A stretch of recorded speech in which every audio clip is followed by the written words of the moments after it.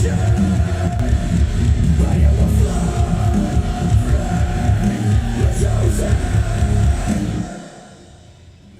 in our blood, it's on our breath, it's in the space between life and death. It's in our blood.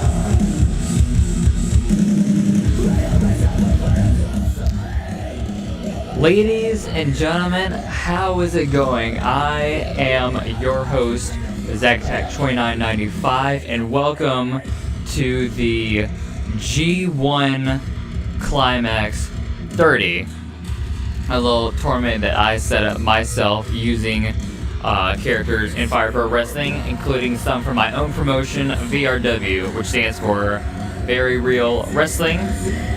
Tonight I'm going to be doing the finals for A Block and B Block, the final matches for those. And then we're going to go straight into the finals and see who's going to be main eventing Wrestle Kingdom. Now, before we get started, let me get some of the paid sponsorships out of the way. Not really, but the events I made up for this event. Monster Energy, thank you so much for keeping me alive. Want to give a shout out to the two badass themes that we have for this tournament. Blood by Bad Omens, which you're hearing now, off the album Finding God for God Finds Me, available on all streaming platforms, and Thoughts and Prayers by Motionless in White, off of their new album Disguise, also available on all platforms. So, with that being said, I believe some people are filing in, so I'm going to go into the block, and I'm going to run down the rankings that we have so far. So, starting with the A block, we have George Hiroshi Tanahashi with 12 points. They're in the lead so far. Kazuchika Okada, Tetsuya Naito, Minoru Suzuki, and Kenny Omega all with 10 points. Kenny Omega as well, I don't know if I said him or not. Will Ospreay and Neville with 6 points. Crispin Who with 4 points. And CM Punk, the fucking loser of this tournament, with 0 points. Now the B block, we have Shaggy Rogers, da boy, with 15 points. Jimmy Havoc and Taichi with 12 points, which Taichi fucking pissed me off. Zach Roper with 11 points. Seth Rollins and Marty Scurll with 8 points. Jay White, Roman Reigns, and SpongeBob with 4 points, and Tama Tonga with just 2 points. So, very interesting what we have going on here. So, Shaggy Rogers is the clear favorite to win this B block right now. A bracket is going to be interesting with George and Hiroshi Tanahashi on top. CM Punk absolutely has no chance of winning the A block. If Zach Roper wins his match, he will have 13 points, which will be 1 point above Jimmy Havoc and Taichi, assuming that they lose. But if I remember correctly, they're facing each other, so that means either they can get 14 points, or if they tie, they'll get 13 points each, tying up with Zach, and that'd be very interesting. Either way, I think Shaggy Rogers runs well with this, but you never know in a tournament setting. So, with that being said, I'm going to try to start things off hot. So, let's start with the A bracket. We're going to go A block, B block, A block, B block, all of that. So, let's see. How should we start things off?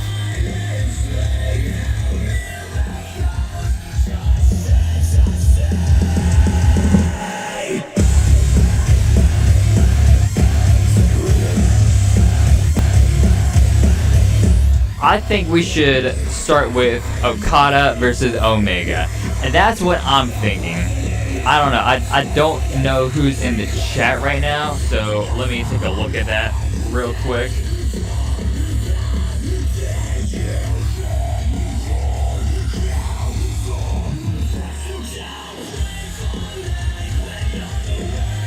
Hopefully y'all can hear the music, otherwise this is going to be very awkward.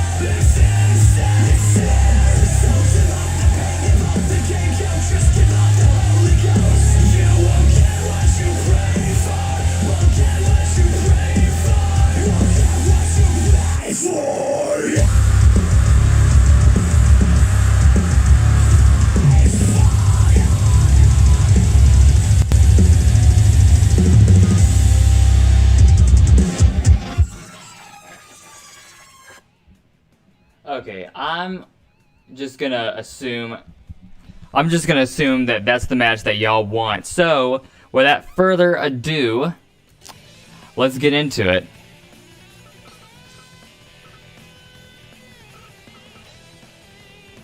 Okada versus Omega. Let me know who you guys got in the comment section below.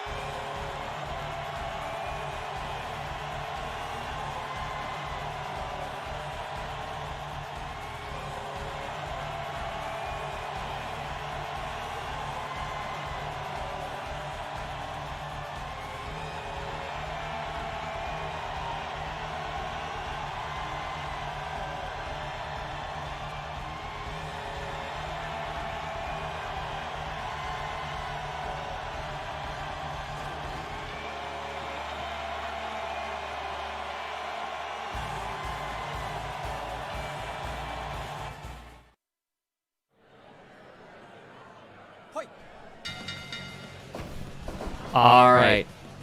Omega versus Okada. One of the greatest rivalries in the history of this business.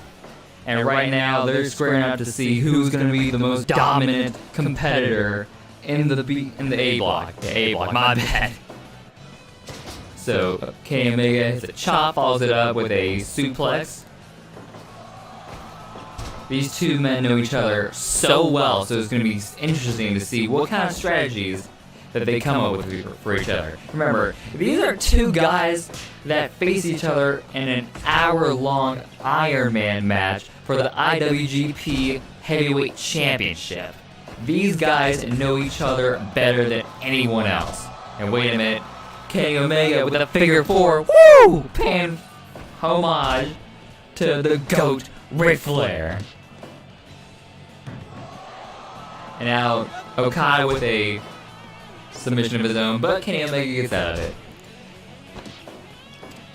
Now, what I'm about to pull on Michael Cole and say, who does the methodical pace favor in this match? They've been kind of going full speed so far. Nothing's really slowed down about this match, which is something that you would kind of expect from these guys. They're gonna push to the throttles. This is their last match until they get to the finals. So you'd figure that they want to leave it all on the line. Ooh, DDT by Okada on Omega.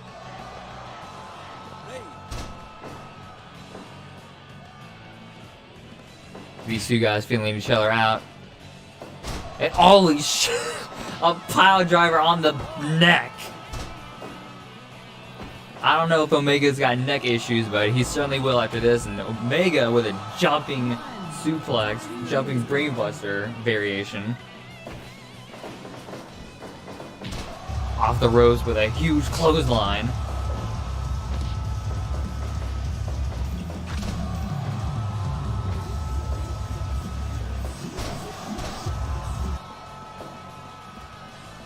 And now got to the top of the diving senton on Omega. Rope breaks in this match. There's no VRW rules. By the way, a little bit of a side note, I'm going to be really bummed if I end up getting a copyright strike. Rope break because of the entrance music. Like, a claim, fine, whatever. But a strike, I'm be so mad. And Okada decking Omega there. Gonna get tongue-tied with all these names. And hold on, Frankensteiner by Omega.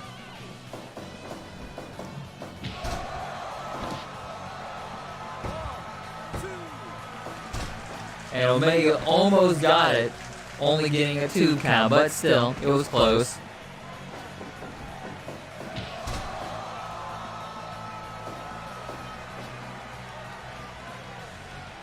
And now Omega rolling him up, only a 2 count. It's gonna take more to finish these guys off. Omega with the Okada in the corner. What's he going for? Omega counters it into the diving senton again. Both men down, both men get up, but Omega's woozy. Okada with a drop kick, and now these two are going back and forth with each other. Fighting spirit. And a super kick. Followed by a rolling forearm. Shouts out to my man Luke Harper that sadly isn't getting used. Don't know why. Apparently he doesn't have a southern accent, which makes no sense. Backslide by Omega. And a 2-point. Okada almost getting beaten. Sheesh. This is a hell of a way to start this G1. Oh! Variation there. A Rainmaker! Red shoes